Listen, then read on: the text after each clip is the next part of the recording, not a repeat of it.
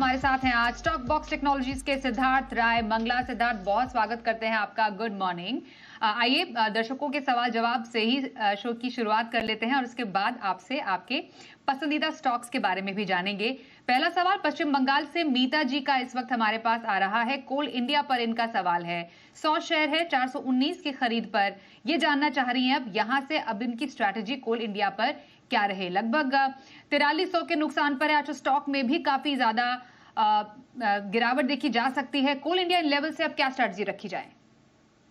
नमस्कार Swati ji, good morning and thank you for having me. पहले तो देखिए, कोल इंडिया की अगर हम बात करें स्वाति जी, तो इनके बाय प्राइस से तो काफी नीचे आ चुका है, बट यहाँ पर स्ट्रक्चर को अगर हम देखें तो 370, 372, 370, 372 के आसपास स्टॉक के पास एक अच्छा बेस है। स्टॉप लॉस रखें, अपनी पोजीशन को होल्ड कर सकते हैं अभी के लिए। अगर उससे नीचे ये स्टॉक चला जाता है तो फिर और कमजोरी हमें गहराती हुई दिख सकती है, बट वहां पर एक अच्छा बेस है तो एक टर्न अराउंड भी वहां से हम एक्सपेक्ट कर सकते हैं। तो अभी के लिए इसे होल्ड करें। 370 के नीचे का स्टॉप लॉस रखें कोल इंडिया के अंदर, क्योंकि वहां से पहले एक रिकवरी का अटेम्प्ट जरूर इस काउंटर के अंदर हो सकता है। ओके, 370 का स्टॉप लॉस आपने बोला, और टारगेट क्या एक्सपेक्ट कर रहे हैं?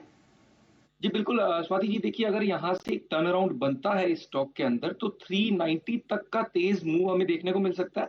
बट क्योंकि इनका जो 420 के आसपास आपने लेवल बताया परचेज का, तो अगर लेवल वाइज हमें देखना होगा, पहले 390 का एक टारगेट रखना है। अगर वो भी निकल जाता है तो हमें 405, 410 उस रेंज में भी ये स्टॉक जाता हुआ दिख सकता है।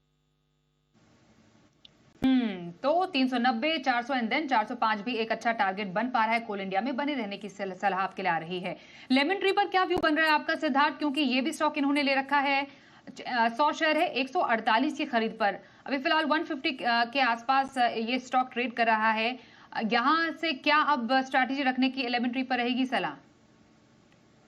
बिल्कुल स्वाति जी, देखिए पिछले लगभग 2 महीने से ऊपर से काफी लगातार गिरावट इस काउंटर के अंदर बन रही है। स्ट्रक्चर तो कुछ ज्यादा अच्छा नहीं है, but definitely long term support जो है इस काउंटर को 145, 147 इस रेट के आसपास में है।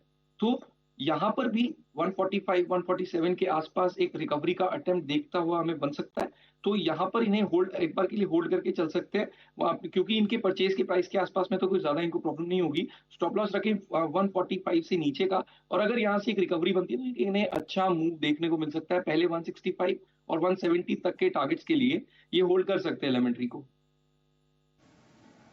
लेमन ट्री को होल्ड कीजिए। 145 तक का स्टॉप लॉस बनेगा। अराउंड 170 तक के टारगेट के लिए बने रहने की सलाह आपके लिए आ रही है। LIC, इस पर भी व्यू दीजिए सिद्धार्थ। सवाल पूछ रही हैं अनीता जी। 100 शेयर है 890 की खरीद पर। अराउंड 894 तो स्टॉक ट्रेड कर रहा है डेज लो पर। बताइए LIC पर यहां से क्या व्यू रख रहे हैं आप? बिल्कुल स्वाति जी, देखिए स्टॉक अच्छा है। लगभग पिछले 6 महीने से एक कंसोलिडेशन के अंदर बंधा हुआ है। बहुत बार 900 के लेवल से ऊपर जाने का अटेम्प्ट इस काउंटर ने किया, बट हर बार फेल हो जाता है। तो इनकी खरीद कोई बुरी नहीं है। 890 के आसपास परचेज किया हुआ है। इवेंचुअली मुझे लगता है कि जब ये 900, 920 ये एक रेंज लगातार रेजिस्टेंस का काम कर रही है, एक बार इस रेंज से ऊपर निकलकर ये स्टॉक टिकेगा तो एक अच्छा मूव टुवर्ड्स 970 हमें देखने को मिल सकता है। तो LIC अच्छा काउंटर है, इसे भी होल्ड करके रखा जा सकता है। स्टॉप लॉस मेरी राय में इन्हें 870 पर रख लेना चाहिए, 870 पर, क्योंकि जब तक उससे ऊपर ये काउंटर है तब तक पूरी उम्मीद है कि एक बड़ा ब्रेकआउट हमें LIC में देखने को मिल जाएगा। तो 870 तक का स्टॉप लॉस, अराउंड 970 तक के टारगेट के लिए LIC को होल्ड करने की आपके लिए इन लेवल से आ रही है सलाह। अगला सवाल संजना जी, संजना सिंह का है। ओरिएंटल टेक्नोलॉजीज इन्होंने खरीदा है। 200 शेयर है इनके पास। 336 की इनकी खरीद है। और फिर भेल पर भी राय दीजिएगा सिद्धार्थ। 200 शेयर है 202 की खरीद पर। पहले ओरिएंटल टेक पे बात करते हैं। 4000 के मुनाफे में है, हालांकि स्टॉक आज कमजोर है। ओरिएंटल टेक कैसा लग रहा है? ओरिएंटल का मुझे फिर से टिकर बताएंगे स्वाति जी? मेरे सामने खुल नहीं रहा stock actually. Oriental Tech around 356 पर कर रहा है इस वक्त ट्रेड। ओरिएंटल टेक्नोलॉजीज सॉरी, मुझे स्टॉक अभी मेरे 355, 356। नो प्रॉब्लम, आप भेल पर फिलहाल राय दे दीजिए सिद्धार्थ। 200 शेयर है, 202 के इनकी खरीद है इस पर। ठीक है स्वाति जी, बहुत अच्छा इनका परचेज का प्राइस है, अच्छा खासा मुनाफा इन्हें हो रहा है। एक बहुत तेज रनअप भी हमने पूरे मेटल स्पेस में तकरीबन पिछले 1 महीने से आता हुआ देखा है।